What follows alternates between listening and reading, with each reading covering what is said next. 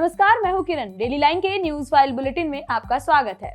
इस बुलेटिन में हम आपको बताएंगे कि आज यूपी बोर्ड हाई स्कूल और इंटरमीडिएट का रिजल्ट कैसा रहा। साथ ही बताएंगे कि महाराष्ट्र के नांदेड़ में पीएम मोदी ने इंडी गठबंधन और राहुल गांधी को लेकर क्या कुछ कहा। इसके साथ ही बताएंगे कि दिल्ली की राउज एवेन्यू कोर्ट ने मनीष सिसोदिया की जमानत पर क्या फैसला किया है। लेकिन उससे पहले नजर डालते हैं आज की हेडलाइंस पर। यूपी बोर्ड हाई स्कूल और इंटरमीडिएट का रिजल्ट घोषित। इंटर में 82.60 तो 10वीं में 89.55% छात्रों को मिली कामयाबी। महाराष्ट्र के नांदेड़ में गरजे पीएम मोदी, इंडी गठबंधन और राहुल गांधी पर बोला हमला। कहा इंडी गठबंधन को नहीं मिल रहा उम्मीदवार, वायनाड में राहुल को संकट। राहुल गांधी ने केंद्र सरकार पर साधा निशाना। हमें 2 तरह के शहीद नहीं चाहिए, अग्निवीर योजना की नहीं है जरूरत। दिल्ली की राउज एवेन्यू कोर्ट ने मनीष सिसोदिया की जमानत पर फैसला रखा सुरक्षित। ईडी और सीबीआई ने किया विरोध। अगले 6 चरणों के मतदान के लिए सियासी दलों ने झोंकी ताकत। नांदेड़ में गरजे पीएम मोदी तो अमरोहा में अखिलेश ने कहा पूरे देश से बीजेपी का सफाया होना तय। बात करते हैं पहली खबर की। Uttar Pradesh board high school और इंटरमीडिएट की परीक्षाओं का रिजल्ट आज जारी हो गया। इंटरमीडिएट में 82.60% पास हुए तो वहीं 10वीं की परीक्षा में 89.55% छात्र पास हुए हैं। इस बार फिर से लड़कियों का पासिंग परसेंटेज लड़कों से ज्यादा है। 12वीं में छात्राओं का पासिंग परसेंट 88.42 है, जबकि छात्रों का 77.78%।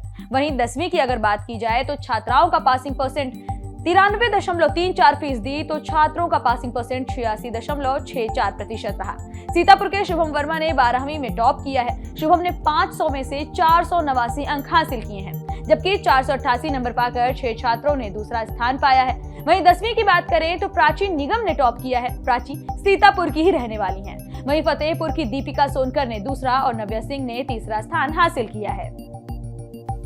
रुक करेंगे अगली खबर का। पीएम मोदी ने आज महाराष्ट्र के नांदेड़ में चुनावी रैली को संबोधित किया। इस मौके पर उन्होंने पहले चरण में वोट देने वालों को धन्यवाद दिया। साथ ही कांग्रेस और इंडी गठबंधन पर एक बार फिर से जमकर निशाना साधा। उन्होंने कहा कि इंडी गठबंधन को उम्मीदवार नहीं मिल रहा है। वायनाड में राहुल पर संकट नजर आ रहा है। जैसे वे अमेठी छोड़कर भागे, उन्हें वायनाड छोड़कर भी भागना पड़ेगा। उन्होंने आगे कहा कि 2014 में जब पहली बार मैं लोकसभा चुनाव लड़ रहा था, तब आतंकी हमलों का डर, आए दिन बम धमाकों की खबरें आती रहती थी। 5 साल बाद 2019 में सीमा पार से होने वाले हमलों की चर्चा बंद हो गई और सर्जिकल स्ट्राइक की चर्चा होने लगी। वहीं पीएम मोदी ने यह भी कहा कि ये तो मोदी है, घर में घुस कर मारता है, हर जगह बस यही चर्चा 2019 के बाद से हो रही है। बढ़ेंगे अगली खबर की ओर। कांग्रेस नेता राहुल गांधी ने आज बिहार के भागलपुर में चुनावी रैली को संबोधित किया। इस दौरान राहुल गांधी ने बीजेपी पर जमकर निशाना साधा। उन्होंने साफ शब्दों में कहा कि बीजेपी के लोग लाख दावा कर लें, लेकिन 150 से ज्यादा सीटें उन्हें नहीं मिलने वाली। उन्होंने सेना के अग्निवीर योजना को लेकर भी मोदी सरकार को घेरा।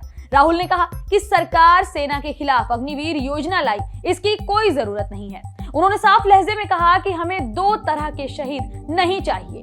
लोगों को भरोसा देते हुए उन्होंने कहा कि हमारी सरकार आएगी तो इस योजना को रद्द कर दिया जाएगा।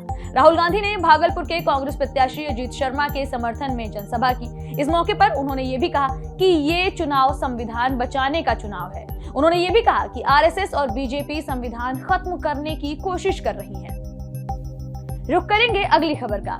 Chief justice of India DY Chandrachud ने नए क्रिमिनल कानूनों को समाज के लिए ऐतिहासिक बताया है। उन्होंने कहा कि भारत अपनी आपराधिक न्याय प्रणाली में अहम बदलाव के लिए तैयार है। इसके साथ ही सीजेआई चंद्रचूड़ ने देश के नागरिकों से लोकसभा चुनाव में वोट देने का आग्रह भी किया। उन्होंने कहा कि ये अवसर ना चूके। उन्होंने ये बात एक सम्मेलन को संबोधित करते हुए कही। वे अपराध के न्याय प्रणाली के प्रशासन में भारत के प्रगतिशील मार्ग पर हुए सम्मेलन में शामिल हुए। इस मौके पर सीजेआई ने कहा कि नए कानून जब सफल होंगे, जब हम इसे स्वीकार करेंगे। उन्होंने आगे कहा कि नए लागू कानूनों ने क्रिमिनल लॉ पर भारत के कानूनी ढांचे को एक नए युग में बदल दिया है। रुक करेंगे अगली खबर का। दिल्ली की राउज एवेन्यू कोर्ट ने आप नेता मनीष सिसोदिया की जमानत याचिका पर सुनवाई की। याचिका पर सुनवाई करते हुए कोर्ट ने अपना फैसला सुरक्षित रख लिया है। आपको बता दें कि मनीष सिसोदिया दिल्ली शराब नीति घोटाले मामले में आरोपी हैं। वे पिछले 1 साल से ज्यादा समय से जेल में बंद हैं। उन्होंने लोकसभा चुनाव में पार्टी का प्रचार करने के लिए जमानत मांगी है। वहीं सुनवाई के दौरान ईडी और सीबीआई ने सिसोदिया की जमानत का विरोध भी किया।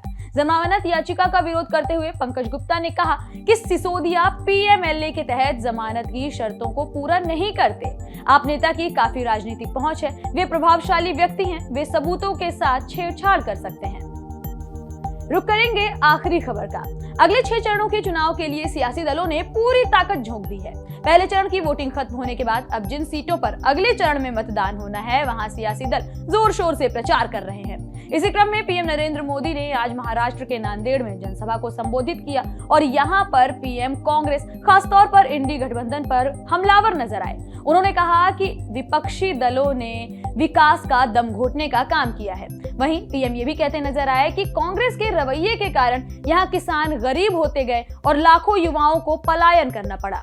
दूसरी ओर सीएम योगी ने ये कहा कि लोकतंत्र के महापर्व में यूपी की 8 सहित देश के 21 राज्यों की 102 लोकसभा सीटों पर चुनाव हो चुके हैं। अब तक के रुझान से साफ है कि पूरे देश में आम जनता का मन मोदी सरकार को दोबारा सरकार में बैठाने का है। वहीं राहुल गांधी और अखिलेश यादव ने अमरोहा में एक साथ जनसभा की, जहां अखिलेश यादव ने कहा कि पहले चरण का चुनाव हमने और आपने, हम सभी ने देखा है। मैंने हर जगह कहा कि इस बार पश्चिम की हवा जो चलेगी वो पूरे देश में उनका सफाया करेगी। जो लोग कहते थे कि उनकी फिल्म चल नहीं रही है, पहले दिन ही बीजेपी का शो फ्लॉप हो रहा है, उनकी झूठी कहानी कोई सुनना नहीं चाहता। वहीं राहुल गांधी भी बीजेपी पर जमकर निशाना साधते नजर आए। फिलहाल इस बुलेटिन में इतना ही। देश दुनिया से जुड़ी तमाम खबरों से अपडेटेड रहने के लिए बने रहिए डेली लाइन के साथ। वीडियो को लाइक करना, शेयर करना और चैनल को सब्सक्राइब करना बिल्कुल ना भूलें।